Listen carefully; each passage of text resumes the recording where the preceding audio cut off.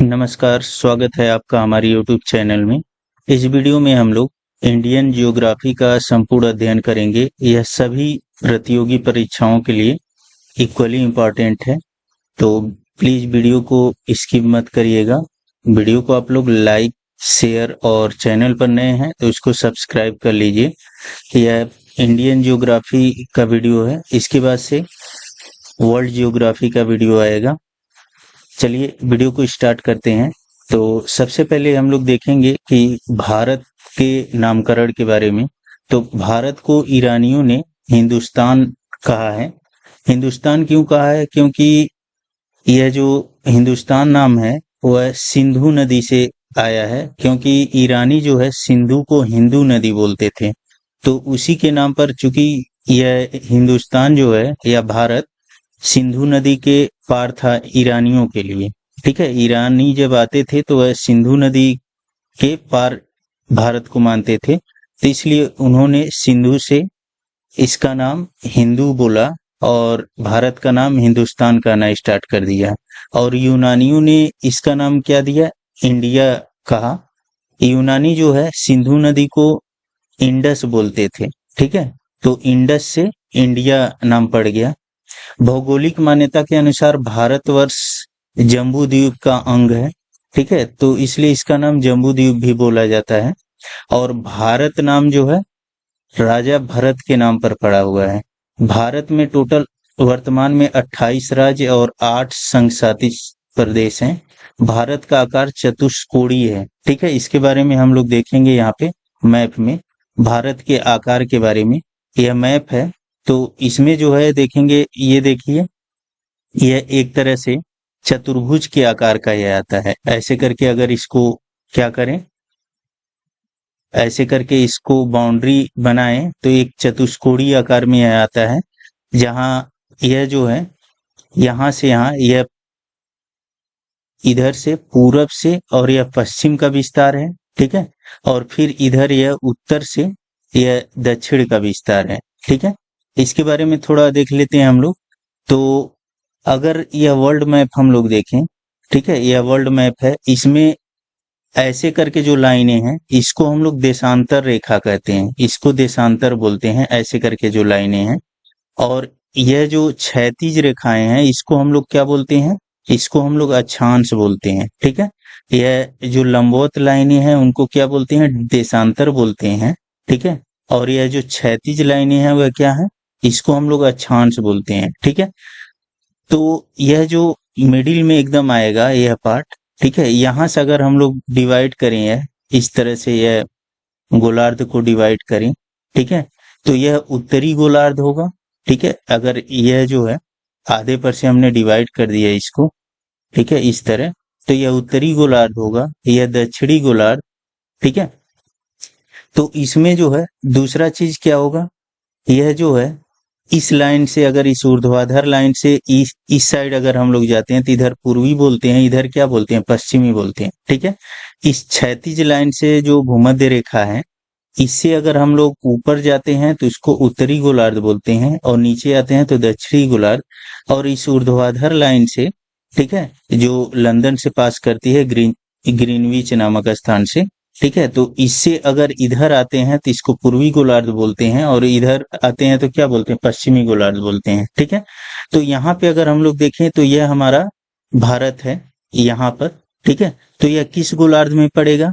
तो यह उत्तरी और पूर्वी गोलार्ध में पड़ेगा। ठीक है, इससे ऊपर पड़ेगा और इससे क्या दाएं पड़ेगा। ठीक है, तो उत्तरी और पूर्वी गोलार्ध में, यह इससे पूर्व में पड़ेगा और इससे क्या उत्तर में पड़ेगा। ठीक है, तो इसीलिए बोला जाता है भारत जो है उत्तर पूर्वी गोलार्ध में है।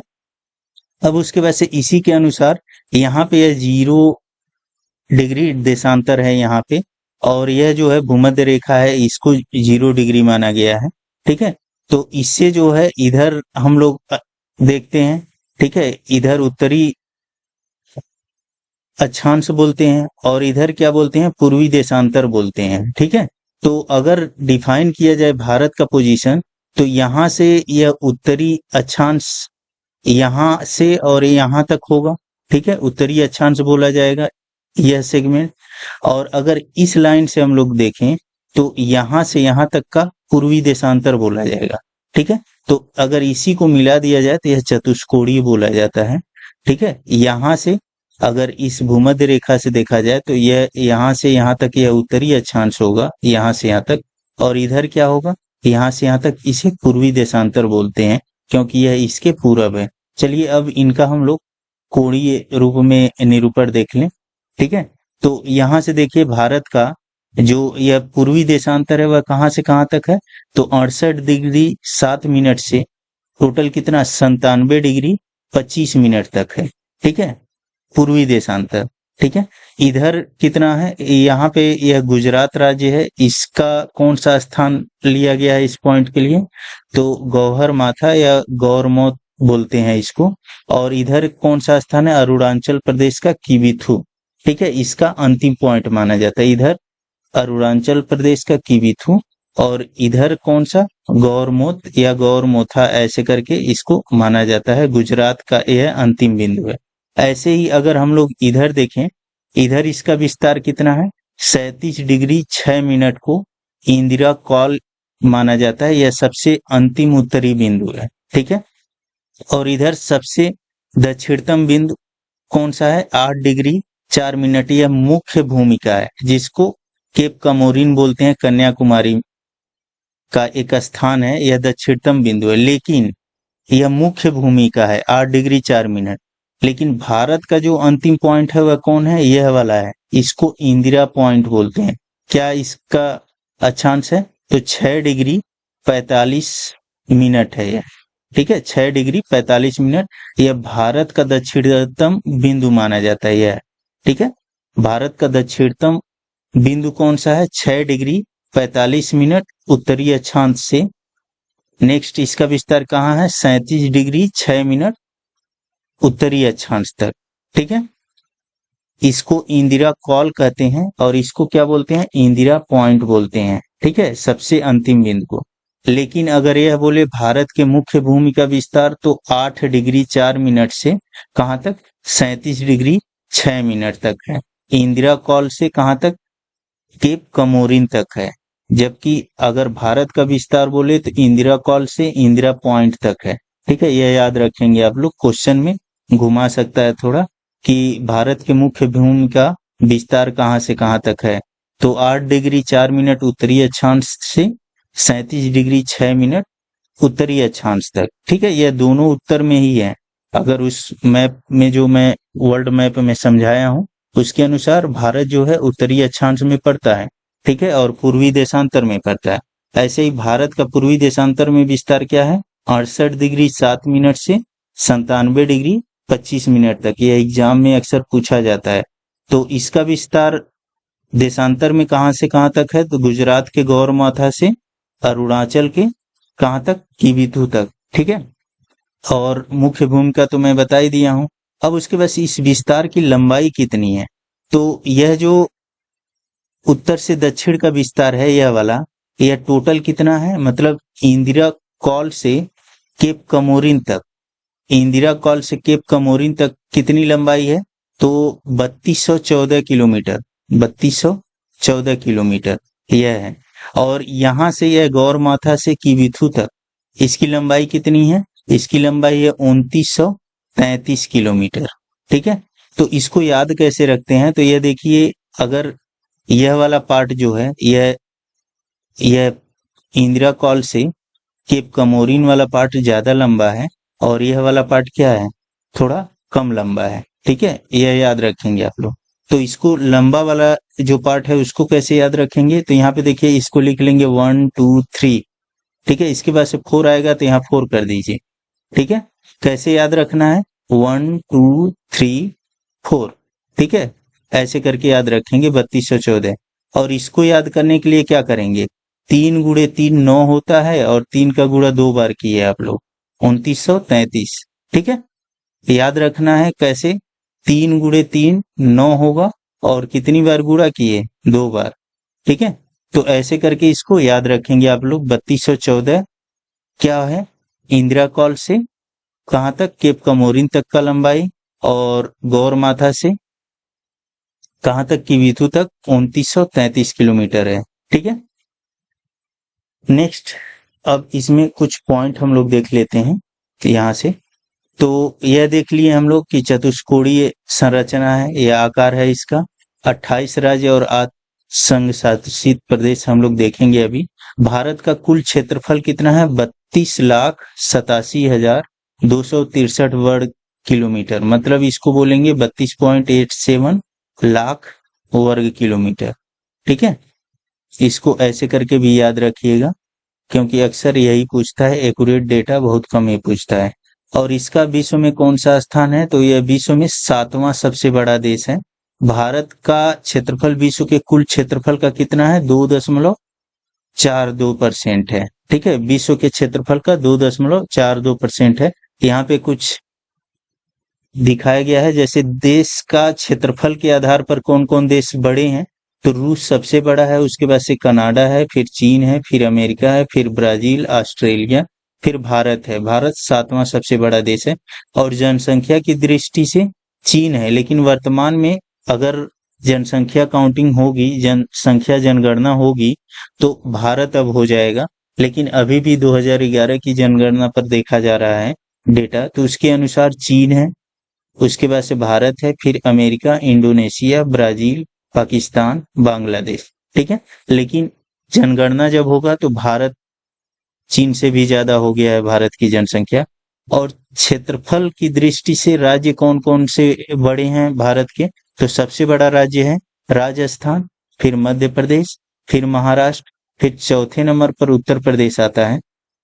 ठीक है, फिर गुजरात, कर्नाटक, आंध्र प्रदेश। तो कम से कम 3-4 तो याद रखिए आप लोग। ठीक है, राजस्थान, मध्य प्रदेश, महाराष्ट्र, उत्तर प्रदेश। और जनसंख्या की दृष्टि से कौन सबसे बड़ा राज्य है? तो उत्तर प्रदेश, उसके बाद से महाराष्ट्र, फिर बिहार, फिर पश्चिम बंगाल। थोड़ा कंफ्यूजन होता है महाराष्ट्र और बिहार में, तो याद रखिएगा महाराष्ट्र जो है जनसंख्या की दृष्टि से ज्यादा है, लेकिन आने वाले जनगणना में ऐसा हो सकता है कि महाराष्ट्र का जनसंख्या कम हो जाए बिहार से। ठीक है, तो यह याद रखना है आप लोगों को। नेक्स्ट, यह मैप तो मैं डिस्क्राइब कर चुका हूं, अभी थोड़ा सा और हम लोग देखेंगे कि इसका किन किन अंतरराष्ट्रीय बाउंड्री है, कहां कहां से यह शेयर करता है, जो भी है। भारत देश का विस्तार पूर्व से पश्चिम कितना है? 2933 किलोमीटर, यह मैं अभी अभी मैप में बताया हूं। और उत्तर से दक्षिण कितना है? तो 3214 किलोमीटर है। ठीक है, भारत का उत्तरी अक्षांश में विस्तार कितना है? 6 डिग्री 4 मिनट से 37 डिग्री 6 मिनट उत्तरी अक्षांश में विस्तार है। और पूर्वी देशांतर में कितना है? तो 68 डिग्री 7 मिनट से 97 डिग्री 25 मिनट। ठीक है, यह एट इजिप्ट जो है, यही आंकड़े एग्जाम में अक्सर पूछ लिए जाते हैं। ठीक है, जबकि देश की मुख्य भूमि की दक्षिणतम सीमा कितना है? 8 डिग्री 4 मिनट उत्तरी अक्षांश है। ठीक है, कन्याकुमारी है। ठीक है, तो यह याद रखेंगे आप लोग। उत्तरी अक्षांश में विस्तार 6 डिग्री 4 मिनट से 37 डिग्री 6 मिनट है। ठीक है, यह भारत का विस्तार है। ठीक है, लेकिन अगर मुख्य भूमि का देखा जाए तो कहां से? 8 डिग्री 4 मिनट से 37 डिग्री 6 मिनट तक है, वह मैं मैप में समझाया था। और देशांतर में कितना? 68 डिग्री 7 मिनट से 97 डिग्री 25 मिनट तक है। ठीक है, तो इसको ऐसे ही याद रखना, लगभग दोनों का डिफरेंस एक ही आसपास आता है इन दोनों का। ठीक है, इन दोनों का जो डिफरेंस लेंगे वही डिफरेंस इन दोनों का भी लगभग आएगा। देश का देशांतरी विस्तार, देशांतरी मतलब इन दोनों के बीच का अंतर, इन दोनों के बीच का अंतर कितना आएगा? 29 डिग्री 18 मिनट। ठीक है, और अक्षांशी विस्तार कितना है? 29 डिग्री 2 मिनट। मतलब किनके बीच में? इनके बीच का अगर हम लोग अंतर देखें। ठीक है, इनके बीच का अंतर नहीं लिया है, इसके बीच का अंतर लिया है, इसके बीच का। ठीक है, किसके किसके? 8 डिग्री 4 मिनट से 37 डिग्री 6 मिनट के बीच का अंतर यह है। ठीक है, नेक्स्ट हम लोग देखते हैं भारत का मानक समय कहां से गुजरा है? तो 82 डिग्री 5 मिनट से यह जो है पूर्वी देशांतर से इलाहाबाद के नैनी से होकर जो ग्रीनविच से 5.5 घंटे आगे है। मतलब यह जो है लंदन के ग्रीनविच से यह गुजरता है, इसको 0 डिग्री मानते हैं। और यहाँ से यह टोटल यहाँ पे जो है, यहाँ पर यहाँ से 82 डिग्री 5 मिनट जो है यह पूर्वी देशांतर गुजरता है, जिसको मानक समय माना जाता है भारत का, जिसका यहाँ से यहाँ तक के समयों में अंतर कितने का है, 5.5 घंटे का है। ठीक है, यहाँ से यहाँ तक के समयों में अंतर 5.5 घंटे का है। ठीक है, तो देश की चतुर्दिक अंतिम सीमा बिंदु, वह मैं मैप में बताया था, दक्षिणतम बिंदु कौन है, तो दक्षिणतम बिंदु है इंदिरा पॉइंट जो ग्रेट निकोबार द्वीप में है। उत्तरतम बिंदु क्या है, इंदिरा कॉल जो लद्दाख में है। पश्चिमोत्तर बिंदु गौर मोथा या गुहार मोथा या गौहर माथा बोलते हैं, गुजरात में है। और पूर्वोत्तर बिंदु किबिथु है अरुणाचल प्रदेश में। और मुख्य भूमि का दक्षिणतम बिंदु कहाँ है, कन्याकुमारी में 8 डिग्री 4 मिनट उत्तरी अक्षांश तमिलनाडु में। ठीक है, यह मैप में मैं बताया हूँ। अब उसके बाद से सभी राज्यों को देख लेते हैं, केंद्र शासित प्रदेशों को भी देख लेते हैं यहाँ पे। तो यहाँ पे क्या है, यहाँ पे लद्दाख है, यह जम्मू कश्मीर है, यह वर्तमान में केंद्र शासित प्रदेश है। यहाँ पे क्या है, हिमाचल प्रदेश। ठीक है, यह पंजाब है, राजधानी आप लोग याद कर लीजिएगा, यह उत्तराखंड है। यहाँ पे यह हरियाणा है, यह दिल्ली है जो भारत की राजधानी है, यह उत्तर प्रदेश है। यहाँ पे राजस्थान है, फिर से देखिए यह लद्दाख। ठीक है, यहाँ जम्मू कश्मीर है। ठीक है, यह हिमाचल प्रदेश है, यह पंजाब है, यहाँ पे उत्तराखंड, यह हरियाणा है, यह दिल्ली है। ठीक है, यह उत्तर प्रदेश, राजस्थान, गुजरात, मध्य प्रदेश, बिहार, झारखंड, छत्तीसगढ़, वेस्ट बंगाल। ठीक है, वेस्ट बंगाल की सीमाएं कहाँ तक आती हैं, यहाँ तक आती है, सिक्किम और भूटान तक आती है। ठीक है, यह उड़ीसा हो गया, यह तेलंगाना है, यह कर्नाटका है, यह महाराष्ट्र, यहाँ यह गोवा है। ठीक है, यह छोटा सा पार्ट गोवा है। ठीक है, फिर उसके बाद से यह आंध्र प्रदेश है। नेक्स्ट यहाँ यह केरल है, यह तमिलनाडु है, यह पुडुचेरी है। ठीक है, पुडुचेरी जो केंद्र शासित प्रदेश है, इसके 4 पार्ट हैं, तो इधर भी इसका हिस्सा माना जाता है। इधर पुडुचेरी का माही, यह कराईकल जो है पुडुचेरी का ही पार्ट माना जाता है। ठीक है, और यह एनएम भी पुडुचेरी का ही पार्ट माना जाता है, यह एनएम कराईकल। ठीक है, और यहाँ माहे। ठीक है, यह सब पुडुचेरी के पार्ट माने जाते हैं, जो एक केंद्र शासित प्रदेश है। अब उसके बाद से 7 सिस्टर के बारे में पढ़ लेते हैं। यह जो पूर्वी राज्य हैं, इनको 7 सिस्टर बोला जाता है। यह 7 राज्य हैं टोटल। कौन कौन, यह असम है, असम जो है इधर इसका विस्तार सबसे ज्यादा है यहाँ पे। यहाँ मेघालय है। ठीक है, यह मेघालय है। फिर यहाँ त्रिपुरा है, फिर यह मिजोरम, मणिपुर, नागालैंड, अरुणाचल प्रदेश। ठीक है, फिर से देखिए यह अरुणाचल प्रदेश है।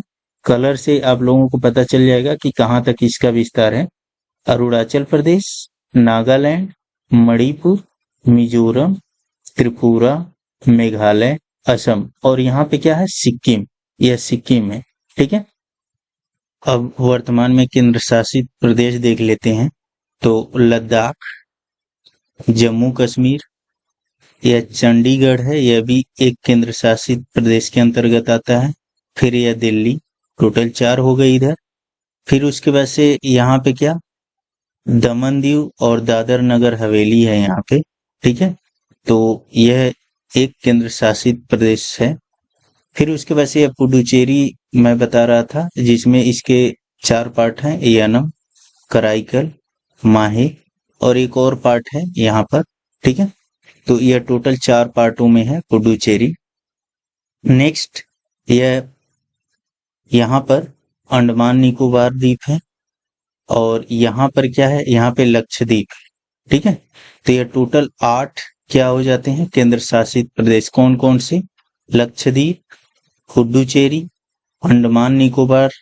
ठीक है, यहाँ पे दमन दीव, दादर नगर हवेली, और यहाँ पे दिल्ली, चंडीगढ़, जम्मू कश्मीर, लद्दाख। ठीक है, ये टोटल क्या हो जाते हैं, केंद्र शासित प्रदेश हो जाते हैं। ठीक है, नेक्स्ट हम लोग अगला पॉइंट देखते हैं, तो भारतीय मानक समय रेखा 5 राज्यों से होकर के गुजरती है। मानक समय रेखा मतलब क्या? 82 डिग्री और 5 मिनट, ठीक है। यह जो मानक समय रेखा है, इसी को भारत का मानक समय रेखा माना जाता है। यह कहाँ कहाँ से गुजरता है? उत्तर प्रदेश, मध्य प्रदेश, छत्तीसगढ़, उड़ीसा, आंध्र प्रदेश, ठीक है। तो इसका कोई शॉर्ट ट्रिक आप लोग बना करके याद रखिएगा। उत्तर प्रदेश, मध्य प्रदेश, छत्तीसगढ़, उड़ीसा, आंध्र प्रदेश। यहाँ मैप में कहाँ से यह गुजरता है?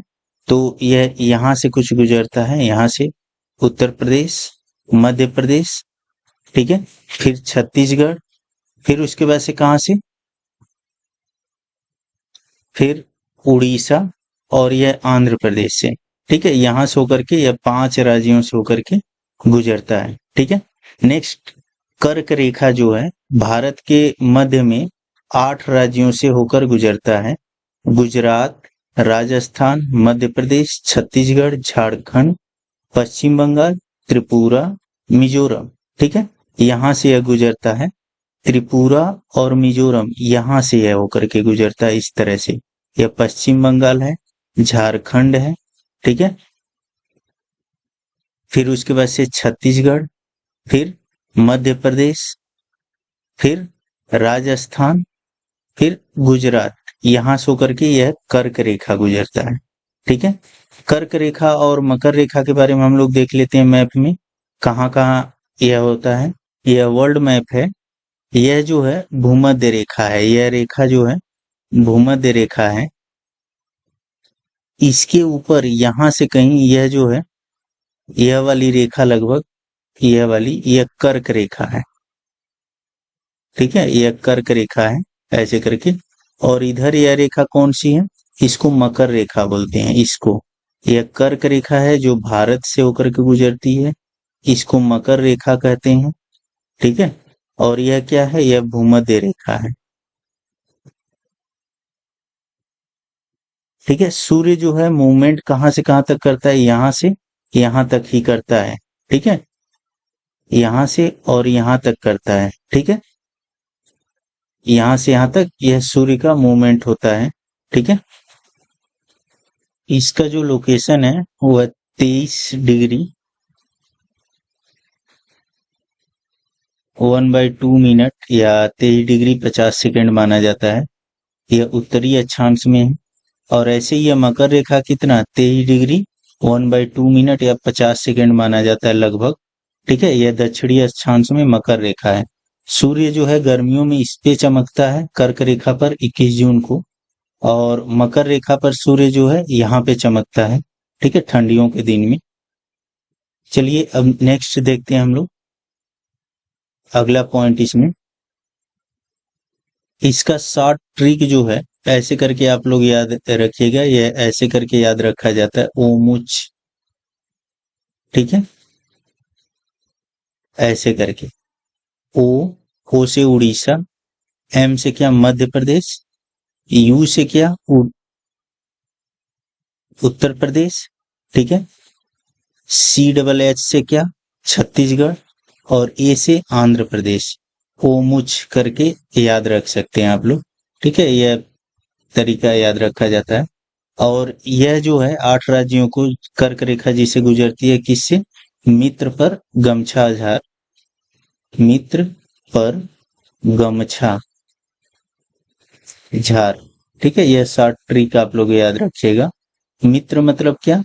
मी मतलब मिजोरम, त्र मतलब क्या? त्रिपुरा, प मतलब पश्चिम बंगाल, र मतलब राजस्थान, ग मतलब गुजरात, म मतलब मध्य प्रदेश, छ मतलब छत्तीसगढ़, झ मतलब झारखंड, र मतलब राजस्थान, ठीक है।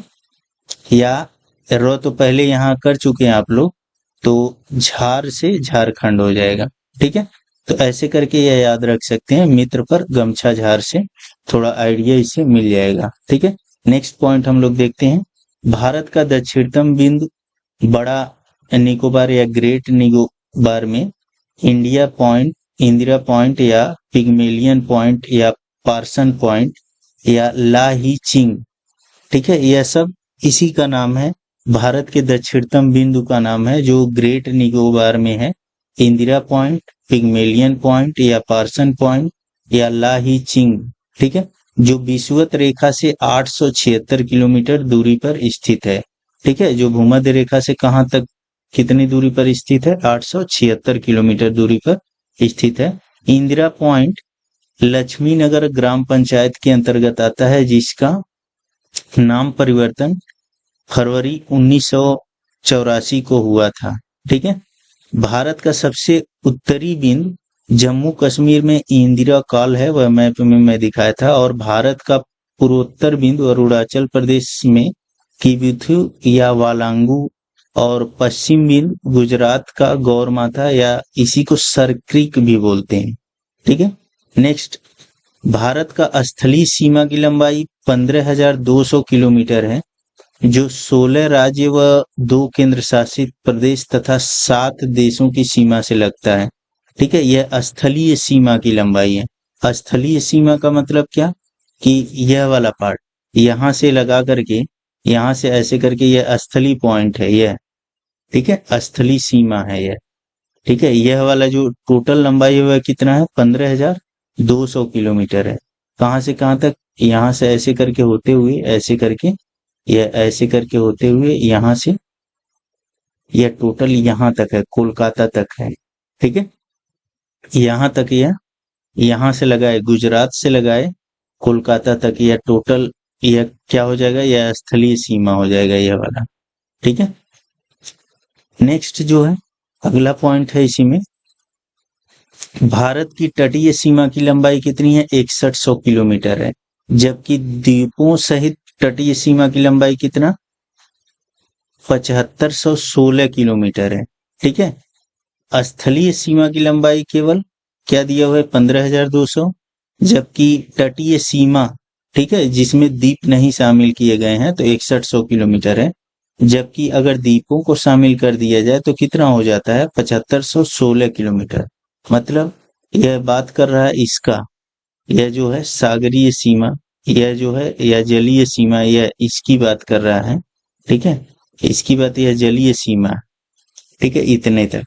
फिर उसके बाद से ये जो छोटे छोटे द्वीप हैं, यहाँ लक्षद्वीप में, यहाँ अंडमान निकोबार द्वीप समूह में, ठीक है, तो इनकी अगर सीमा मिला दिया जाए तो वह 7500 के आसपास हो जाते हैं। ठीक है, स्थलीय सीमा बस जो मुख्य भूमिका है वह कितना? 6100 किलोमीटर, और अगर द्वीपों का तटीय सीमा शामिल कर दिया जाए तो वह 7516 हो जाता है।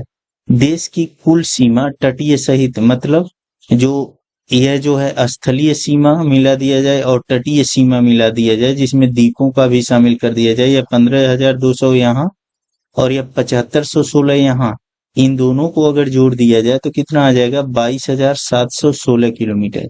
ठीक है, यह स्थलीय सीमा है, यह तटीय सीमा है, जिसमें भारत के मुख्य भूमि के साथ साथ द्वीपों की भी सीमाएं शामिल हैं, तटीय सीमाएं शामिल हैं। इन दोनों को अगर ऐड कर दिया जाए तो टोटल भारत की सीमा हो जाएगी कितना? 22,716 किलोमीटर हो जाएगी।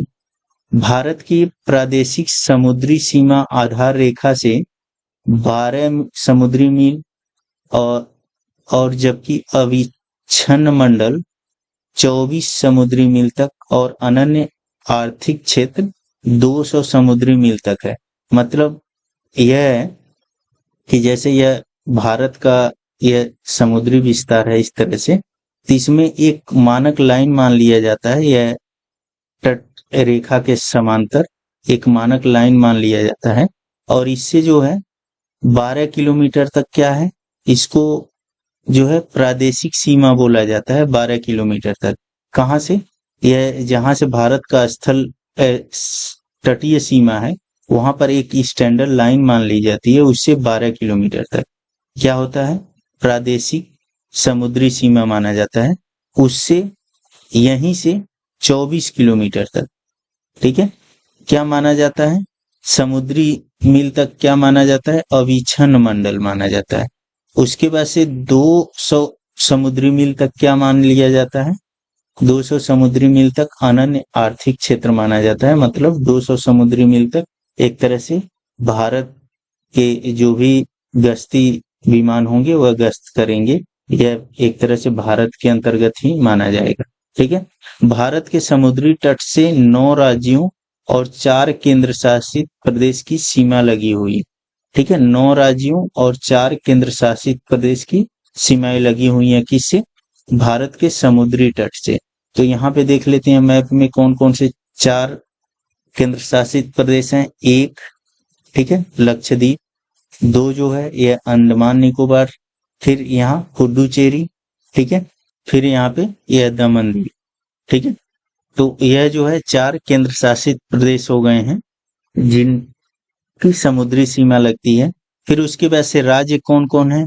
तो यहाँ पे गुजरात है, ठीक है, महाराष्ट्र 2, गोवा 3, कर्नाटक 4, केरल 5, तमिलनाडु 6, आंध्र प्रदेश 7, उड़ीसा 8 और यह वेस्ट बंगाल 9। ठीक है, तो 9 राज्य ऐसे हैं जिनकी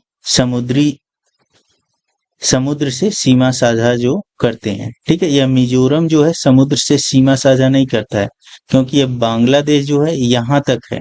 ठीक है, यह स्थलबद्ध हो जाता है। ठीक है, यहाँ यह समुद्र से नहीं मिलता है मिजोरम, और इधर जो है इसके इधर म्यांमार स्टार्ट हो जाता है, यह बांग्लादेश का एरिया है। ठीक है, नेक्स्ट अगला पॉइंट हम लोग देखते हैं।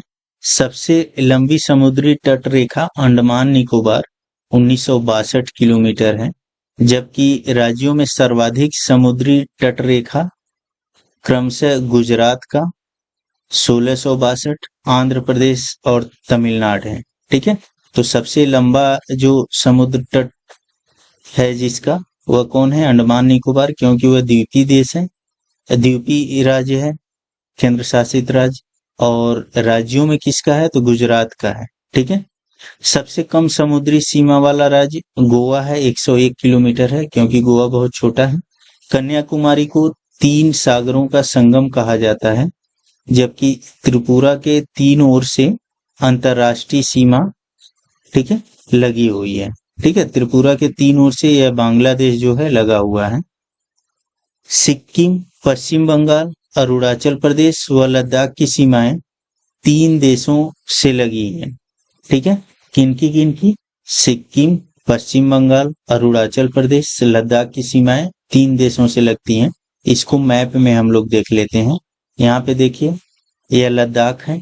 लद्दाख की सीमाएं किससे? इधर जो है चाइना है। ठीक है, तिब्बत भी अब चाइना के ही अंतर्गत आ गया है। ठीक है, और यह पाकिस्तान है। यहाँ पे छोटा सा हिस्सा अफगानिस्तान का है यह। ठीक है, यह अफगानिस्तान का छोटा सा हिस्सा यहाँ पे मिलता है लद्दाख से। तो 3 देश हो गए, पाकिस्तान, लद्दाख और इधर चाइना। ठीक है, फिर उसके बाद से और कौन सा है? तो इधर जो है सिक्किम। सिक्किम किससे लगता है? तो इधर नेपाल, चाइना और भूटान। अरुणाचल प्रदेश भी 3 से, इधर भूटान, चाइना और इधर कौन सा? म्यांमार। ठीक है, नेक्स्ट और कौन सा है? पश्चिम बंगाल। पश्चिम बंगाल यहाँ पर है, यह हरा वाला, यह पार्ट जो है पश्चिम बंगाल का है। इधर देखिए, यह बांग्लादेश से लगता है, इधर भूटान से और इधर किससे? नेपाल से। ठीक है, यह 3 देशों से लगता है। तो ऐसा एग्जाम में क्वेश्चन बनता है कि ऑप्शन में दे देगा कि कौन कौन से राज्यों की सीमाएं 3 देशों से लगती हैं। ठीक है, तो ऑप्शन पूछ सकता है। चलिए नेक्स्ट पॉइंट देखते हैं। बेंगलुरु व चेन्नई में से दक्षिणावर्ती शहर बंगलौर है, और भारत का औसतम समुद्र तल का मापन चेन्नई से किया जाता है। ठीक है, समुद्री तल किसको माना जाता है? औसतम चेन्नई को माना जाता है। पांडिचेरी संघ शासित प्रदेश की सीमा 3 राज्यों में पड़ती है, जिसका माहे जिला केरल में, यनम जिला आंध्र प्रदेश में, कराईकल व पांडिचेरी तमिलनाडु में स्थित है। ठीक है, तो यह जो है पांडिचेरी का 4 पार्ट है। माहे जो है केरल में, यनम आंध्र प्रदेश में, कराईकल और पांडिचेरी कहाँ? तमिलनाडु में। ठीक है, तो यह याद रखना है। भारत व बांग्लादेश की सीमा को शून्य रेखा कहा जाता है, और 3 बीघा कॉरिडोर इन दोनों देशों के बीच है। ठीक है, तो भारत बांग्लादेश का सीमा को क्या बोला जाता है? शून्य रेखा, और 3 बीघा कॉरिडोर इन दोनों देशों के बीच है। आदम का पुल भारत व श्रीलंका के मध्य स्थित है। आदम ब्रिज के उत्तर में पाक जल संधि व दक्षिण में मन्नार की खाड़ी है। ठीक है, तो यह श्रीलंका की बात कर रहा है, श्रीलंका और भारत के बीच का पाक जल संधि है इसमें। ठीक है, नेक्स्ट है पंबन द्वीप आदम ब्रिज का हिस्सा है, जिस पर तमिलनाडु में रामेश्वरम स्थित है। वह राम से धनुषकोडी से प्रारंभ होता है। ठीक है, यह भी याद रखना आप लोगों को, पंबन द्वीप पूछ लेता है कहाँ पर है, तो तमिलनाडु के पास वो है। ठीक है, जिस पर रामेश्वरम स्थित है। और धनुषकोडी से क्या प्रारंभ होता है, राम से। ठीक है, अब भारत के पड़ोसी देशों के बारे में देख लेते हैं कि इससे कौन कौन से राज्य संबंधित हैं और कितनी जो है सीमा साझा करते हैं। ठीक है, तो सबसे पहले बांग्लादेश जो है सबसे लंबा सीमा साझा करता है। कितना इसकी लंबाई है, 4096 किलोमीटर है। और यह जो है भारत और बांग्लादेश के बीच किस लाइन की जिक्र किया जाता है, रेड क्लिफ लाइन बोलते हैं, उससे इसकी सीमा रेखा डिसाइड होती है।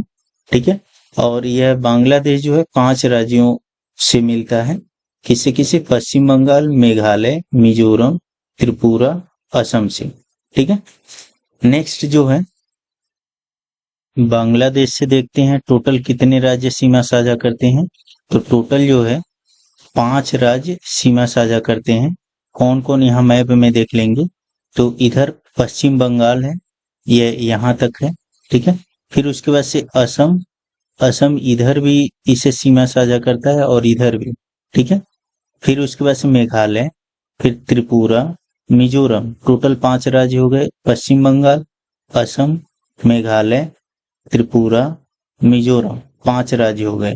फिर उसके बाद से म्यांमार से देखेंगे, म्यांमार से कितने राज्य सीमा साझा करते हैं, तो 4 राज्य।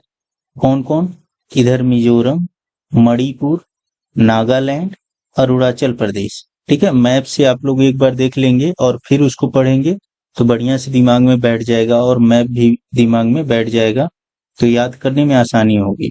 ठीक है, फिर चाइना से देखेंगे, चाइना से कितने राज्य, तो 4 राज्य और 1 केंद्र शासित प्रदेश जो है चाइना सीमा साझा करता है। तो यहाँ पे अरुणाचल प्रदेश, ठीक है, फिर उसके बाद सिक्किम, उत्तराखंड, हिमाचल प्रदेश और लद्दाख। ठीक है, 4 राज्य हो गए, हिमाचल प्रदेश, उत्तराखंड, सिक्किम और अरुणाचल प्रदेश 4 राज्य, और एक लद्दाख जो है केंद्र शासित प्रदेश। नेक्स्ट जो है अफगानिस्तान से, तो अफगानिस्तान से कौन सीमा साझा करता है, तो लद्दाख जो है अफगानिस्तान से सीमा साझा करता है। ठीक है, यह एक ही क्या है, केंद्र शासित प्रदेश से सीमा साझा करता है। पाकिस्तान से कितने राज्य, तो टोटल जो है 3 राज्य और 2 केंद्र शासित प्रदेश। कौन कौन से, गुजरात, राजस्थान, पंजाब। ठीक है, ये 3 राज्य हो गए, और जम्मू कश्मीर, लद्दाख केंद्र शासित प्रदेश हो गया। ये जो है इसे सीमा साझा करता है। नेक्स्ट नेपाल से टोटल कितने, 5 राज्य सीमा साझा करते हैं। कौन कौन से, इधर है उत्तराखंड, उत्तर प्रदेश, बिहार, पश्चिम बंगाल, सिक्किम। ठीक है, यह जो है 5 राज्य टोटल नेपाल से। भूटान से कितने राज्य, 4 राज्य। कौन कौन से, अरुणाचल प्रदेश, असम, पश्चिम बंगाल, सिक्किम। यह टोटल 4 राज्य जो है भूटान से सीमा साझा करते हैं। ठीक है, इसको आप लोग बढ़िया से एक बार देख करके दिमाग में बैठा लीजिएगा, तो ये हमेशा यह याद रहेगा, भूलेगा नहीं।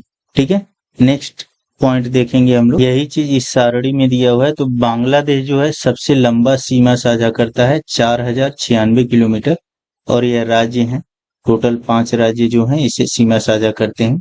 और इसके बीच कौन सी सीमा रेखा है, तो रेड क्लिफ रेखा है। फिर उसके बाद चाइना है, चाइना और भारत के बीच कौन सी रेखा है, तो मैकमोहन। यह कितना लंबा सीमा साझा करता है, 3488 किलोमीटर। यह कौन कौन से राज्य हैं वह मैं डिस्कस कर दिया हूं। फिर पाकिस्तान से 3323 किलोमीटर रेड क्लिफ रेखा इसके बीच भी खींची गई है। ठीक है, इससे भी 5 राज्य, मतलब 3 राज्य और 2 केंद्र शासित प्रदेश। नेपाल 1751 किलोमीटर। ठीक है, इससे 5 राज्य जो है सीमा साझा करते हैं। फिर म्यांमार से 4 राज्य, ठीक है। फिर उसके बाद से भूटान से 4 राज्य, और सबसे छोटा जो सीमा साझा करता हुआ कौन सा है, तो अफगानिस्तान है, 106 किलोमीटर। और इसके बीच कौन सी रेखा खींची गई है, डूरंड रेखा, ठीक है। यह लद्दाख से जुड़ा हुआ है। नेक्स्ट अगला पॉइंट देखते हैं हम लोग। अगला पॉइंट है भारत, पाकिस्तान, भूटान, बांग्लादेश, नेपाल भारतीय उपमहाद्वीप में शामिल हैं, ठीक है। इन सभी को मिलाकर के भारतीय उपमहाद्वीप बोला जाता है। भारत की स्थलीय सीमा 7 देशों की सीमा से लगती है, जबकि समुद्री सीमा से लगे देशों को मिला दिया जाए तो टोटल 11 देश हो जाते हैं। मतलब अगर किसको शामिल कर दिया जाए, श्रीलंका को शामिल कर दिया जाए, मालदीव को शामिल कर दिया जाए, तो टोटल मिलाकर के कितने हो जाते हैं, इन सबको अगर मिला लिया जाए, ठीक है, इनसे लगे हुए देशों को, तो टोटल 11 देश हो जाएंगे। भारत की समुद्री सीमा से 7 देश लगे हुए हैं, वह समुद्री और स्थलीय सीमा से बांग्लादेश, म्यांमार और पाकिस्तान लगा हुआ है, ठीक है। भारत की समुद्री सीमा से श्रीलंका, मालदीव, इंडोनेशिया, थाईलैंड देश लगते हैं। भारत के 18 राज्य व 2 केंद्र शासित प्रदेशों की सीमा पड़ोसी देशों से लगती है, जबकि सर्वाधिक अंतर्राष्ट्रीय सीमा अरुणाचल प्रदेश की है, ठीक है। भारत के सबसे लंबी सीमा रेखा बांग्लादेश की है, जिसकी लंबाई 4096 किलोमीटर है, जबकि दूसरी लंबी सीमा चीन के साथ है, ठीक है। भारत के साथ सबसे कम अंतर्राष्ट्रीय सीमा अफगानिस्तान की है, 106 किलोमीटर। भूटान की 699 किलोमीटर है। यह टोटल उस चार्ट में दिया गया है, वहीं से यह पॉइंट वाइज भी कलेक्ट किया गया है, ठीक है।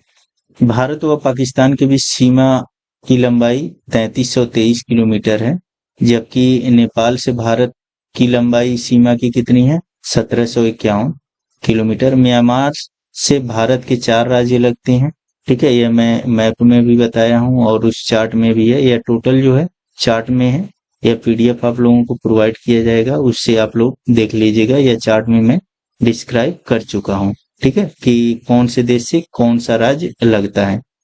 नेक्स्ट भारत का भौगोलिक परिदृश्य या संरचना देखेंगे हम लोग।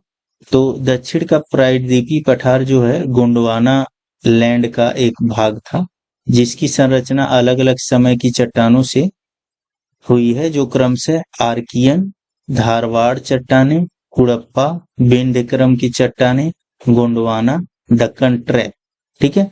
तो यह जो है इसी क्रम वाइज आप लोगों को याद रखना है, ठीक है, क्योंकि पूछता है कि यह क्रम क्या आएगा, तो आर्कियन, धारवाड़, कुड़प्पा, विंध्य, उसके बाद से गोंडवाना, फिर दक्कन ट्रैप, ठीक है। तो यह आप लोगों को याद रखना है, ठीक है। किस तरह, आर्कियन के बाद धारवाड़ क्रम की, फिर कुड़प्पा, तो ऐसे करके ए डी के भी, ऐसे करके आप लोग याद रखेंगे, ए डी के भी, ठीक है। तो ए से आर्कियन, डी से धारवाड़, के से कुड़प्पा, वी से विंध्य, और यह गोंडवाना तो याद ही रहेगा, यह अक्सर करके आता है। गोंडवाना लैंड का भाग भारत है, ठीक है। तो यह गोंडवाना है, ठीक है। तो इसका मतलब क्या है कि माना जाता है कि जो हमारे धरती का सतह है, ठीक है, वह कई प्लेटों से उसका निर्माण हुआ है। तो स्टार्ट में माना जाता है कि यह जो है, माना जाता है कि पृथ्वी की सतह जो है सबसे पहले एक ही पार्ट में सब था, जिसको पेंजिया बोला जाता था, और जो जल है वह एक विशाल महासागर था, जिसको पैंथालासा बोला जाता था, ठीक है, पैंथालासा बोला जाता था। तो यह जो है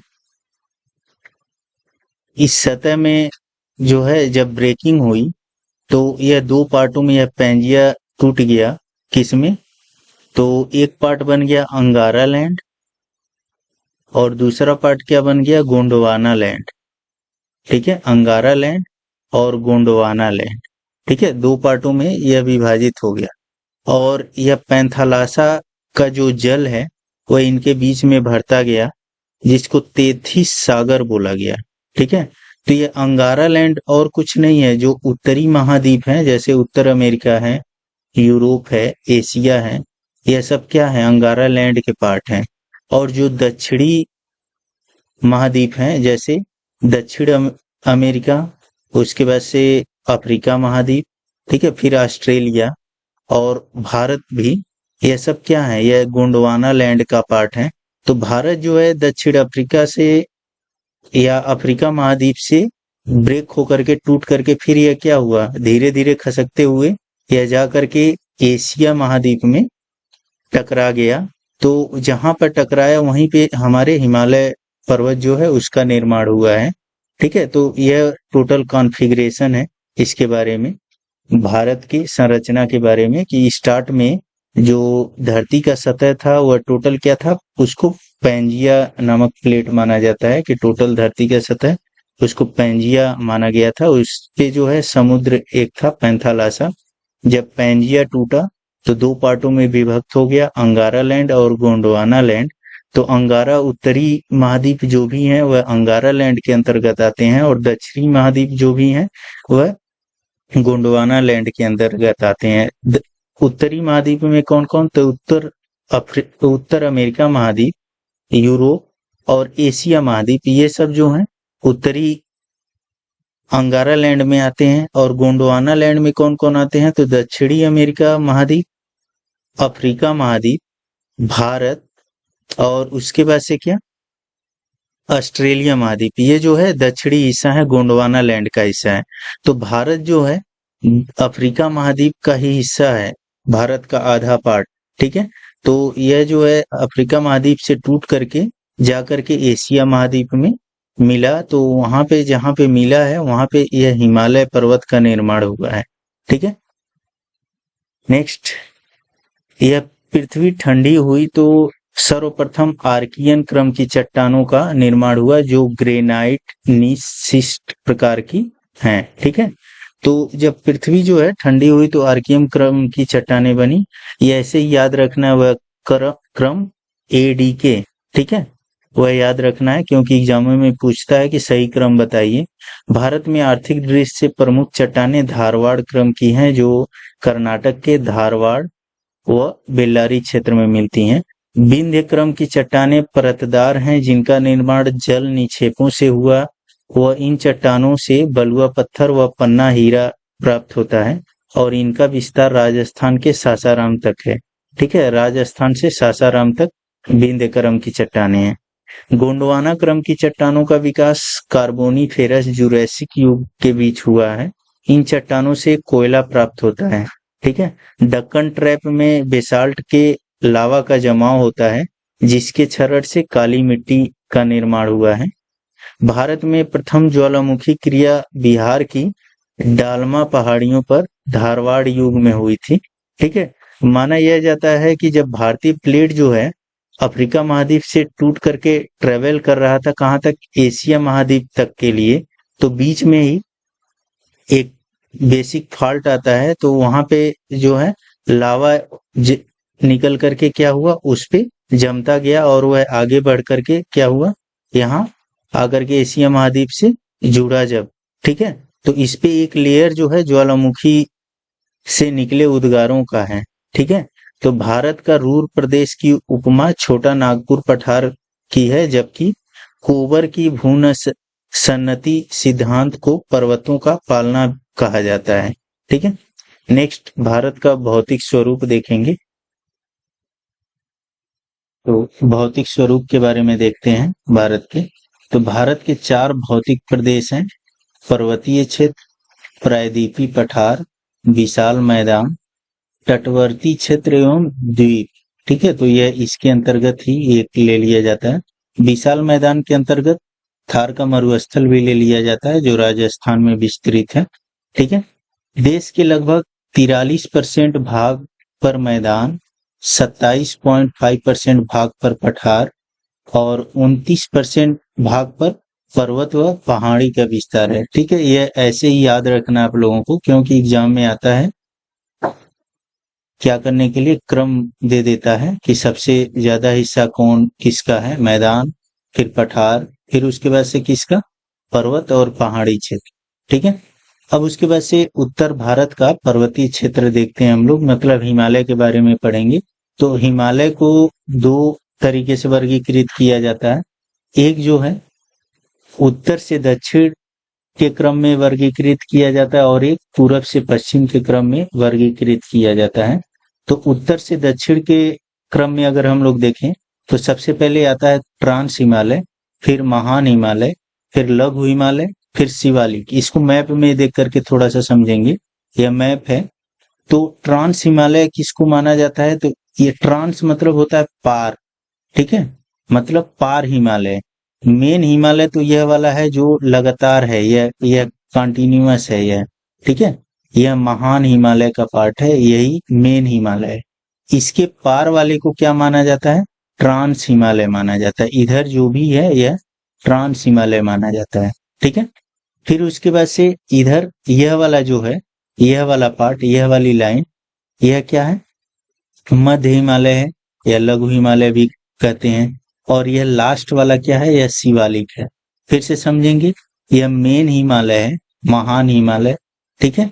यह मेन हिमालय यही है जो कंटिन्यूअस है टोटल, यहाँ से यहाँ तक, ठीक है, यहाँ से यहाँ तक, ठीक है। सिंधु से लेकर के ब्रह्मपुत्र तक यह कंटिन्यूअस है लगभग। तो इसके इधर वाले हिस्से क्या बोले जाते हैं? ट्रांस हिमालय के पार्ट बोले जाते हैं, मतलब हिमालय के पार वाला हिस्सा, ठीक है। अब यह क्या होगा? यह मेन हिमालय हो गया और यह शिवालिक हो गया। तो इसके बीच यह क्या होगा? मध्य हिमालय या लघु हिमालय इसको बोलते हैं। यह क्या है? शिवालिक है, ठीक है। तो यह जो है इस तरह से डिवाइड किया जाता है, किधर से? उत्तर से दक्षिण के क्रम में। तो उत्तर से दक्षिण के क्रम में सबसे पहले क्या पड़ता है? तो ट्रांस पड़ता है। फिर उसके बाद से पहले ट्रांस पड़ता है, फिर अगर उत्तर से दक्षिण जाएंगे तो पहले ट्रांस पड़ेगा, फिर महान पड़ेगा, फिर मध्य पड़ेगा, फिर उसके बाद से क्या पड़ेगा? शिवालिक पड़ जाएगा, ठीक है। या इसी को उप हिमालय भी बोलते हैं, शिवालिक को। तो यह जो है क्रम इस तरह से है, इस तरह से डिवाइड किया गया है। और एक क्रम जो है पूरब से पश्चिम के तरह से डिवाइड किया जाता है। यह सर सिरनी गुरार ने दिया है, तो अभी हम लोग देखेंगे। पहले हम लोग यह उत्तर से दक्षिण वाले क्रम में पढ़ लेंगे कि ट्रांस हिमालय और महान हिमालय, लघु हिमालय और शिवालिक में क्या क्या विशेषताएं हैं, इसके बारे में हम लोग देखेंगे। तो यह जो है हिमालय की कुछ चोटियां हैं, उसके बारे में यह चार्ट दिया गया है। माउंट एवरेस्ट, जिसकी लंबाई 8,848.86 मीटर है, वर्तमान में अब माना जा रहा है कि 8,849 मीटर हो चुकी है। चूंकि हिमालय की जो ऊंचाई है वह लगातार बढ़ रही है, यह अभी भी युवा अवस्था में माना जाता है हिमालय, ठीक है।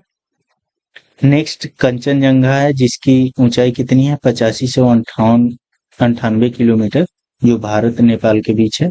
फिर मकालू, धौलागिरी, नंगा पर्वत, अन्नपूर्णा, नंदा देवी, ठीक है। अब झूम कृषि या दहन कृषि या स्थानांतरित कृषि को क्या क्या नाम किस किस जगह दिया जाता है? झूम कृषि, दहन कृषि, इसका मतलब यह होता है कि किसी पर्टिकुलर क्षेत्र में जाकर के वहां के पेड़ों की कटाई करके उसको जला दिया जाता है। वहां पे जब तक उर्वरा शक्ति जमीन की बनी रहती है तब तक खेती किया जाता है। जब पैदावार कम होना स्टार्ट हो जाता है तो क्या किया जाता है कि फिर क्या किया जाता है, वहां से जो भी लोग होते हैं वह कहीं और ट्रांसफर कर दिए जाते हैं और वहां पर जाकर के वह फिर से पेड़ों की कटाई करके उसको जला करके क्या करते हैं, वहां पे फिर खेती स्टार्ट कर देते हैं। तो यह जो है बहुत सारे देशों और बहुत सारे प्रदेशों में यही पैटर्न फॉलो किया जाता है। तो इसको क्या क्या नाम दिया जाता है? तो झूम कृषि कहाँ पर दिया जाता है नाम? तो पूर्वी प्रदेश, असम और नागालैंड में दिया जाता है। बेबर, दहिया, कोडू, यह कहाँ पर दिया जाता है? तो बेबर और दहिया मध्य प्रदेश में, कोडू जो है आंध्र प्रदेश में झूम कृषि को कहा जाता है। कुमारी कहाँ पर कहा जाता है? तो पश्चिमी घाट में झूम कृषि को कुमारी बोलते हैं। वाल्टरे राजस्थान में बोलते हैं। लदांग जो है इंडोनेशिया में बोला जाता है। रे जो है वियतनाम में, मिल्पा मैक्सिको में, रोका ब्राजील में, मसोले अफ्रीका में, ठीक है। यह सब झूम कृषि के नाम है कि किन किन देशों या किन किन राज्यों में कौन कौन से नाम से जाना जाता है, ठीक है। भारत में उत्तरी पर्वतमाला सिंधु नदी के मोड़ से ब्रह्मपुत्र नदी के मोड़ तक फैली हुई है, जिसकी लंबाई 2500 किलोमीटर। उत्तर के पर्वतीय क्षेत्र को 4 समानांतर श्रेणियों में विभक्त किया जाता है, जिसमें ट्रांस हिमालय, ग्रेटर हिमालय, मध्य या लघु हिमालय, शिवालिक। ठीक है, तो यह 4 पार्टों में है और यह सिंधु से लेकर के ब्रह्मपुत्र तक का विस्तार कितना है? 2500 किलोमीटर का है। ट्रांस हिमालय के बारे में हम देखते हैं, तो ट्रांस हिमालय को तिब्बती या तेथिस हिमालय कहा जाता है, जिसका निर्माण हिमालय से पहले हुआ था। तो मैं अभी एक्सप्लेन किया था कि तेथिस सागर जो है पैंथालासा से बना था, जो तेथिस सागर अंगारा लैंड और गोंडवाना लैंड के बीच में था। हिमालय वलित या मोड़दार पर्वत श्रृंखला है। ठीक है, यह याद रखना है। वलित पर्वत का मतलब क्या? फोल्डेड माउंटेन जिसको बोलते हैं। वह क्या होता है कि एक सतह जो है दूसरे सतह से जब टकराता है, ठीक है, तो यहाँ पे जो है, यहाँ पे मटेरियल जो है ऊपर उठ जाता है, एक सतह नीचे चला जाता है, एक सतह ऊपर चला जाता है और यह चीजें फोल्ड होकर के ऊपर उठ जाती हैं। ठीक है, जब दो सतहें आपस में टकराती हैं तो एक सतह थोड़ा नीचे चला जाता है और एक ऊपर चला जाता है और वहां पे क्या होती है? फोल्डिंग स्टार्ट हो जाती है। तो या तो वो धंस जाते हैं या फिर क्या होते हैं? ऊपर उठना स्टार्ट हो जाते हैं। ठीक है, तो इसी को क्या बोलते हैं? फोल्डेड माउंटेन बोलते हैं। इसीलिए बोला जाता है यह जो भारतीय प्लेट है वह एशियाई प्लेट से टकराई हुई है, तो इसीलिए यह लगातार जो है हिमालय बढ़ता चला जा रहा है। ठीक है, इसीलिए इस क्षेत्र में क्या आता है? भूकंप वगैरह आते हैं, क्योंकि यह सतह जो है अपना स्थान थोड़ा थोड़ा खिसक रहे हैं। ये प्लेटें जो हैं इधर उधर थोड़ा सा अगर खिसकती हैं तो यहाँ पे भूकंप वगैरह आते हैं। ठीक है, नेक्स्ट जो है अब देखते हैं ट्रांस हिमालय के बारे में। तो ट्रांस हिमालय के अंतर्गत काराकोरम श्रेणी, लद्दाख श्रेणी, जास्कर श्रेणी व कैलाश श्रेणी आती है, जो जम्मू कश्मीर के क्रमशः पूर्व से पश्चिम में फैली हुई है। यहाँ पे देख लेते हैं मैप में, तो यह जो है काराकोरम श्रेणी है यह। ठीक है, यह लद्दाख है, यह जास्कर है और यह क्या है? यह कैलाश श्रेणी है। ठीक है, तो यह किधर से फैली है? यह पश्चिम से पूर्व की ओर फैली हुई है। ठीक है, जम्मू कश्मीर में। ठीक है, तो इसके इधर जो है यह मेन हिमालय है, इसके इधर इसको क्या बोला जाता है? ट्रांस हिमालय बोला जाता है। और ट्रांस हिमालय में यह 4 श्रेणियां हैं, काराकोरम, लद्दाख, जास्कर और कैलाश। ठीक है, यह इसी क्रम में पूछा जाता है एग्जामों में। नेक्स्ट अगला पॉइंट देखते हैं हिमालय के संबंध में। भारत की सबसे ऊंची चोटी गाडविन ऑस्टिन K2 8611 मीटर काराकोरम श्रेणी की सर्वोच्च चोटी है। काराकोरम में 2 के आएगा, एक के यहाँ एक के यहाँ। ठीक है, इसी से K2 बनता है। गाडविन ऑस्टिन यह भी किसमें है? यह पीओके के अंतर्गत आता है। ठीक है, यह पीओके के अंतर्गत आता है। ठीक, और एवरेस्ट जो है हिमालय की सबसे ऊंची चोटी है, लेकिन वह कहाँ आती है? नेपाल के अंतर्गत आती है। तो भारत की सबसे ऊंची चोटी कौन सी है? गाडविन ऑस्टिन K2 है। और यह पूछे हिमालय की सबसे ऊंची चोटी कौन सी है, तो वह एवरेस्ट है। ठीक है, लेकिन भारत में वर्तमान में स्थित सबसे ऊंची चोटी कौन सी आएगी?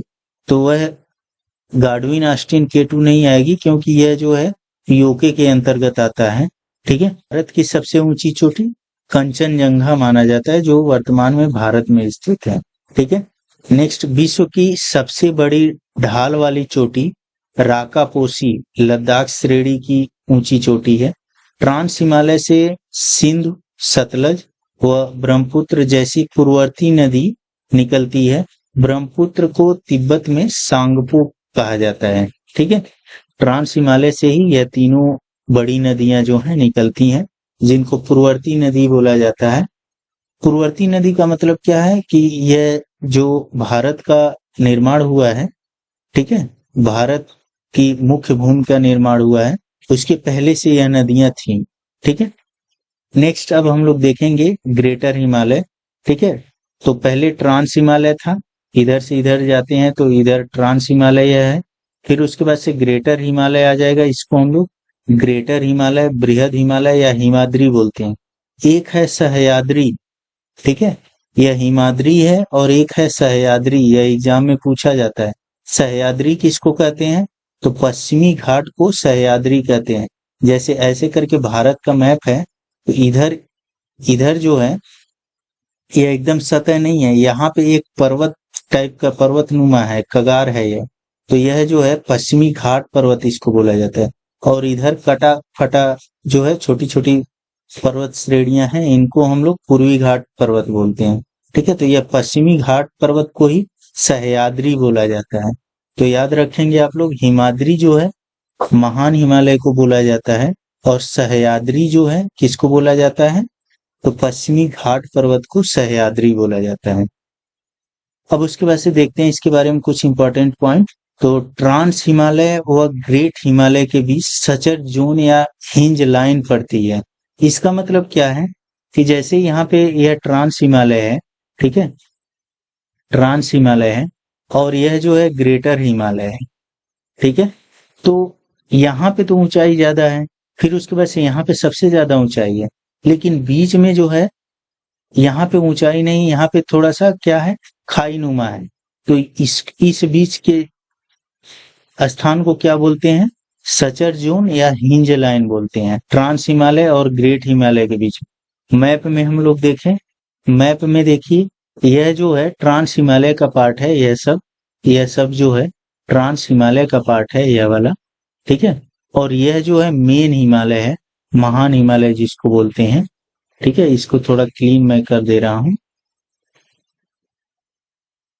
इसको समझेंगे आप लोग। यह जो है ट्रांस हिमालय का पार्ट है, यह सब, ठीक है। और यह जो है महान हिमालय, तो इस बीच में थोड़ा सा क्या है, खाई नुमा है, इसी को क्या बोलते हैं? सचर जोन बोलते हैं इसी को, ठीक है। मतलब यह ऊंचा ऊंचा है, यह सब, यह दोनों ओर ऊंचाई ज्यादा है, बीच में क्या है, एक तरह से बोल सकते हैं दो टीलों के बीच में खाई, ठीक है। तो इधर पहाड़ है, यहाँ भी पहाड़ है, यह बीच में खाई नुमा है, तो इसके बीच में सचर जोन है, ठीक है। तो उसको हम लोग अलग नाम से बोलते हैं। फिर ऐसे ही एक फॉल्ट जो है, यह महान हिमालय है, फिर यह मध्य हिमालय है, तो इसके बीच में भी क्या मिलता है, यह एक खाई नुमा संरचना मिलती है, मतलब गड्ढा मिलता है। तो इसको भी क्या बोला जाता है? एक फॉल्ट नाम इसको भी दिया जाता है। ऐसे ही इसके बीच में भी, यह मध्य हिमालय और शिवालिक के बीच में भी यहाँ गड्ढा नुमा संरचना मिलता है, ठीक है। तो इन्हीं सब में मसूरी वगैरह है, ठीक है, स्थान रानीखेत, दार्जिलिंग, इन्हीं सब में पड़ता है यहाँ पे, ठीक है। तो उसके बारे में हम लोग अभी आगे पढ़ेंगे। तो एक चीज याद रखेंगे आप लोग कि ट्रांस हिमालय और महान हिमालय के बीच में एक फॉल्ट पड़ता है, फिर महान हिमालय और मध्य हिमालय के बीच में एक फॉल्ट पड़ता है, फिर मध्य हिमालय और शिवालिक के बीच में एक फॉल्ट पड़ता है। तो इनको अलग अलग नामों से बुलाया जाता है, उन सारे नामों को हम लोग देखेंगे। तो ट्रांस हिमालय और ग्रेटर हिमालय के बीच जो फॉल्ट पड़ता है, गड्ढा पड़ता है, उसके बीच में क्या, सचर जोन या हिंज लाइन उसको बोलते हैं। ग्रेटर हिमालय या बृहद हिमालय को हिमाद्री कहते हैं, यह मैं अभी अभी बताया हूँ। यह हिमालय की सबसे ऊंची श्रेणी है, जिसकी औसत ऊंचाई 6100 मीटर है, जिसके अंतर्गत माउंट एवरेस्ट, कंचनजंगा, धौलागिरी, नंदा देवी, त्रिशूल आदि पर्वत आते हैं, ठीक है। माउंट एवरेस्ट को तिब्बत में चोमो लुगंगा व नेपाल में सागर माथा कहा जाता है, ठीक है। तिब्बत में चोमो लुगंगा और नेपाल में सागर माथा बोला जाता है। महान हिमालय कश्मीर के नंगा पर्वत से अरुणाचल प्रदेश के नामचा बरवा तक विस्तृत है, जिसकी लंबाई 2500 किलोमीटर है, ठीक है। महान हिमालय का विस्तार कहां से कहां तक है? तो कश्मीर से नंगा पर्वत से लेकर के अरुणाचल प्रदेश के नामचा बरवा तक 25 किलोमीटर तक विस्तार है, जबकि ट्रांस हिमालय का इतना विस्तार नहीं है, ठीक है। ट्रांस हिमालय का पार्ट जम्मू कश्मीर, लद्दाख से लेकर के पामीर के पठार तक माना जाता है, ठीक है, तिब्बत वगैरह तक ही बस माना जाता है। नेक्स्ट अगला पार्ट देखते हैं हम लोग। अगला पार्ट है मध्य हिमालय या लघु हिमालय, इसको बोलेंगे। नाम भी आप लोगों को याद रखना है, मध्य हिमालय या लघु हिमालय। तो पहले ट्रांस था, ठीक है, पहले ट्रांस था, फिर उसके बाद से क्या था, महान हिमालय, फिर मध्य या लघु हिमालय, फिर उसके पास आ जाएगा शिवालिक। ठीक है, तो ग्रेटर हिमालय व मध्य हिमालय के बीच मेन सेंट्रल थ्रस्ट। ठीक है, तो यह ट्रांस था, ट्रांस हिमालय, यह ग्रेटर, ठीक है, और यह क्या है, मध्य है। तो इसके बीच का जो फॉल्ट है उसको क्या बोला जाता है, मेन सेंट्रल थ्रस्ट। ठीक है, इसके बीच के पार्ट को क्या बोला जाता है, मतलब इन दोनों के बीच में जो क्या है, एक तरह से बोला जाएगा कि गड्ढा या खाई है दोनों के बीच में, उस क्या बोला जाता है, मेन सेंट्रल थ्रस्ट। यह एग्जाम में आता है, याद रखेंगे आप लोग कि ट्रांस हिमालय और ग्रेटर हिमालय के बीच के गड्ढे को क्या बोला जाता है, तो हिंज लाइन या सचर जोन बोला जाता है। इसको सचर जोन बोलते हैं, इसको मेन सेंट्रल थ्रस्ट बोलते हैं। ठीक है, मध्य हिमालय या लघु हिमालय की ऊंचाई 4500 मीटर तक होती है, जिसके तहत पीर पंजाल श्रेणी, धौलाधर श्रेणी, बनिहाल, महाभारत, मसूरी पर्वत श्रेणियां आती हैं। ठीक है, तो यह याद रखना है आप लोगों को कि मध्य हिमालय के या लघु हिमालय के अंतर्गत आती है। तो यह घूमने योग्य प्लेस होते हैं, क्योंकि 4500 मीटर की ऊंचाई पर जो है ठंडी सामान्य हो जाती है थोड़ा। इससे ऊपर जो है महान हिमालय पे ठंडी बहुत ज्यादा होती है। ठीक है, क्यों, क्योंकि अगर धरती की सतह से जैसे जैसे हम लोग ऊपर बढ़ते हैं वैसे वैसे क्या होता है, टेम्परेचर डाउन होता जाता है और ऑक्सीजन लेवल भी कम होता जाता है। ठीक है, तो पीर पंजाल श्रेणी मध्य हिमालय का पश्चिमी विस्तार कश्मीर में, जबकि धौलाधर श्रेणी शिमला व महाभारत श्रेणी नेपाल में है। ठीक है, तो यह बताया गया है कि पीर पंजाल श्रेणी जो है मध्य हिमालय में और पश्चिम विस्तार उसका कश्मीर में है, जबकि धौलाधर श्रेणी का शिमला में और महाभारत जो है नेपाल में है। बृहद हिमालय व लघु हिमालय के मध्य कश्मीर घाटी, कुल्लू घाटी व कांगड़ा घाटी है। मध्य हिमालय की ढालों पर घास के मैदान को कश्मीर में मर्ग बोलते हैं, तो गुलमर्ग भी इसीलिए फेमस है। उत्तराखंड में बुग्याल या प्यार कहा जाता है। तो यह नाम याद रखेंगे आप लोग कि मध्य हिमालय की ढालों पर जो घास के मैदान पाए जाते हैं तो कश्मीर में उसे मर्ग बोलते हैं। तो कश्मीर में घासों के मैदान में एक क्या स्थान है, गुलमर्ग स्थान है। उत्तराखंड में उन्हीं घासों के मैदान को बुग्याल या प्यार कहते हैं। अब उसके बाद देखेंगे हम लोग बाह्य हिमालय या शिवालिक। ठीक है, तो मध्य हिमालय व शिवालिक हिमालय के बीच मेन बाउंड्री फॉल्ट लाइन पाई जाती है। ठीक है, तो अभी अभी हम लोगों ने देखा कि ट्रांस और महान के बीच में क्या, सचर। ठीक है, और इसके बीच में तो ट्रांस और महान के बीच में सचर, और महान और मध्य के बीच में सेंट्रल, और उसके बाद से मध्य और शिवालिक के बीच में क्या, मेन बाउंड्री फॉल्ट इसको बोला जाता है। ठीक है, तो यह एक जगह पे आप लोग नोट कर लेंगे कि किन के बीच में क्या कहा जाता है, जिससे आप लोगों को याद करने में आसानी हो जाएगी। ठीक है, हिमालय का सबसे नवीनतम श्रेणी बाह्य हिमालय या शिवालिक है। ठीक है, मतलब यह माना जाता है कि जब यह भारतीय प्लेट जो है एशियन प्लेट से टकराई, ठीक है, एशियन प्लेट से जब टकराई तो यहाँ पे जो है यह फोल्डिंग होती गई। यह जब दो चीजें जो है टकराती हैं आपस में तो या तो बीच का हिस्सा नीचे दब जाता है या ऊपर उठ जाता है, या ऐसे होता है कि दो चीजें टकराती हैं तो जो कमजोर होता है वह नीचे चला जाता है और जो थोड़ा मजबूत होता है वो ऊपर आ जाता है। तो थोड़ा सा यह फोल्डिंग होती है, फोल्डिंग होते हुए यह क्या होता है, यह ऊपर उठता जाता है यह हिस्सा। तो जब ऊपर बहुत ज्यादा उठ जाए यह हिस्सा तो ऊपर से चीजें टूट करके गिरती हैं। ठीक है, ऊंचाई से जब यह बहुत ज्यादा ऊपर उठ जाएगा यह बीच का हिस्सा, तो ऊपर से क्या होती है, चीजें टूट टूट करके गिरती हैं धीरे धीरे। तो जो गिरती हैं तो ऐसे हिमालय का कुछ हिस्सा ऊपर उठने के बाद धीरे धीरे गिरता गया, तो उससे किसका निर्माण हुआ, यह बाह्य या शिवालिक हिमालय का निर्माण हुआ। ठीक है, तो वही बोल रहा है हिमालय का सबसे नवीनतम श्रेणी बाह्य हिमालय या शिवालिक हिमालय है। मतलब यह जो है हिमालय का जो ऊपरी हिस्सा धीरे धीरे घिस करके या टूट करके गिरा है तो उससे किसका निर्माण हुआ, बाह्य हिमालय या शिवालिक का, जिसका प्राचीन नाम मैनाक है और ऊंचाई उसकी 1200 मीटर मानी जाती है। मध्य हिमालय व शिवालिक के बीच काठमांडू घाटी, दून घाटी पाई जाती है। शिवालिक श्रेणी का सेनोजोइक युग में बनी है। ठीक है, अरुणाचल प्रदेश की डाफला, मेरी, अबोर व मिसमी पहाड़ियां शिवालिक श्रेणी का भाग है। ठीक है, मणिपुर की पटकाई, लुसाई पहाड़ियां, मेघालय की गारो खासी और जयंतिया पहाड़ियां, यह सब शिवालिक श्रेणी का भाग है।